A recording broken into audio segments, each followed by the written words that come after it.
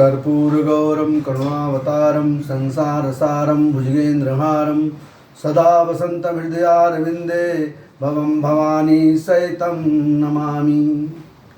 माता बहन भाइयों, आदरणीय मित्रों, सादर नमस्कार। आज सोमती अमावस्या है, बहुत सुंदर दिन है। आज मैं आपको ये बताने जा रहा हूँ कि बेल पत्र क्यों चढ़ाते हैं भोलेनाथ पे। बेल पत्र को चढ़ाकर क्या लाभ मिलता है ना। बेल पत्र 108 क्यों चढ़ाते हैं, या बेल पत्र का 3 वाला पत्ता कैसे पता चलता है भगवान भोलेनाथ को, जिसके एक शाखा में 3 पत्ते होते हैं। अच्छिद्रे कोमले सुधे, कोमल हो, खंडित ना हो, छेद ना हो, चाहे 108 ना हो, केवल एक ही हो आपके पास, या 5 पत्ते हो। तो ये क्यों चढ़ाते हैं भगवान शिव को, इसलिए मैं आपको बता रहा हूँ। अगर आपको मेरा वीडियो अच्छा लगे, आगे सनातन भाइयों में शेयर कीजिएगा। तो भगवान सदाशिव, निरंकार परम पिता परमेश्वर, भगवान सदाशिव ज्योति रूप हैं, और हमने उनको जो है काल्पनिक रूप दिया है, शिवलिंग का रूप। जो ज्योति है, दीपक का रूप है, उसको हमने शिवलिंग में दिखाया है। तो माता बहन भाइयों, क्यों चढ़ता है भगवान पर बेलपत्र?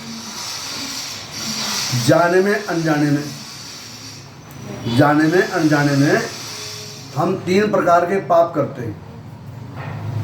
दूसरों को गिराने के लिए जानबूझकर या अनजाने में भी।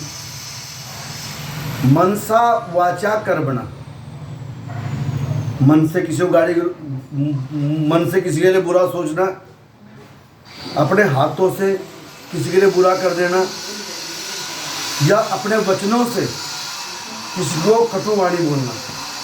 तो मनसा वाचा कर्मणा, इन 3 चीज़ों से हमारे 3 प्रकार के पाप बढ़ जाते हैं, और बहुत ही बढ़ जाते हैं। वो जब हमारे पास बहुत ज़्यादा पाप बढ़ जाते हैं तो हमारे 3 प्रकार के ताप भी बढ़ जाते हैं। दैहिक, दैविक, भौतिक। दैहिक ताप कौन से हैं? शरीर में कोई दुख हो जाना। भौतिक ताप कौन से हैं? हमारा अपने परिवार वालों से, नाते रिश्तेदारों से, कुटुंब परिवार से मनमुटाव हो जाना। और दैविक ताप कौन से हैं?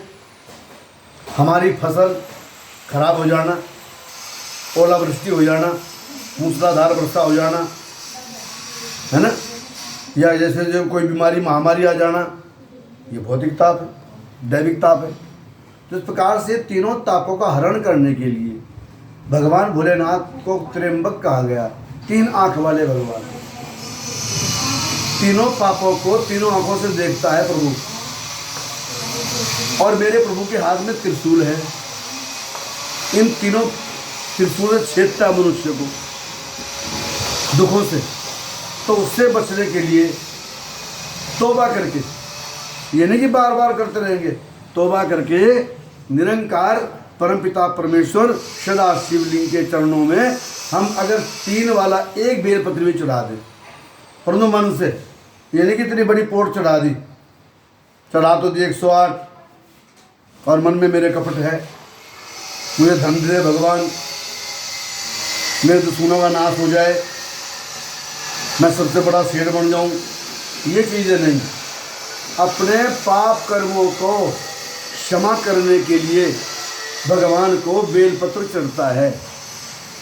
दैहिक, दैविक, भौतिक ताप मिटाने के लिए और मनसा वाचा कर्मणा पाप मिटाने के लिए हम त्रिशाखे वाला बेलपत्र भगवान को अर्पण करते हैं। हे भगवान, जो हमने समाज की शरण में गलती की थी वो हम कल से नहीं करेंगे। हे मेरे प्रभु, बख्शीश कर दे। त्राहि त्राहि मैं नाथ पुकारो, यही अवसर मोहि आनुबारो। ले त्रिशूल शत्रुन को मारो, संकट से मोहि आनुबारो। जब कोई भी नहीं पूछता, माता पिता भ्राता सब कोई, संकट में पूछत नहीं कोई। स्वामी एक है आस तुम्हारी, आए हरो संकट भारी। परंतु कब? जब मन से, आत्मा से, शरीर से हम तीनों रूप से भगवान भोलेनाथ की शरण में चले जाए तो हे भक्त वत्सल भगवान, हे प्रभु चंद्रशेखर, हे भगवान आशुतोष, आप हमें जरूर क्षमा करेंगे, है ना। और भगवान सदाशिव के शिवालय में जाके जो बेलपत्र चढ़ाएं उस पर राम लिखें, चंदन से राम लिखें। राम नाम भगवान को सदा प्रिय है। माता बहनों, इससे क्या होगा?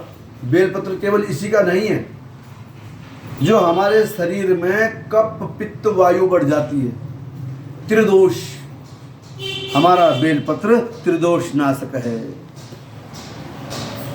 तो उसको क्या करें? जो बेलपत्र भगवान सदाशिव पर चढ़ाए गए हैं, ये पड़ोसी ने चढ़ाए हैं या हमने चढ़ाए हैं। अगर हमारे पास बेलपत्र भी नहीं है तो बेलपत्र को धोकर हम दोबारा चढ़ा सकते हैं। 3 पत्ते बेलपत्र,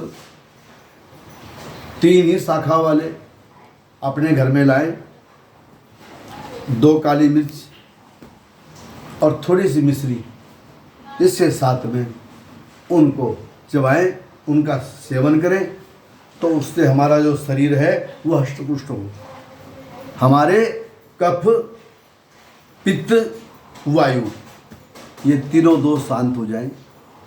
इतनी बड़ी दवाई है ये।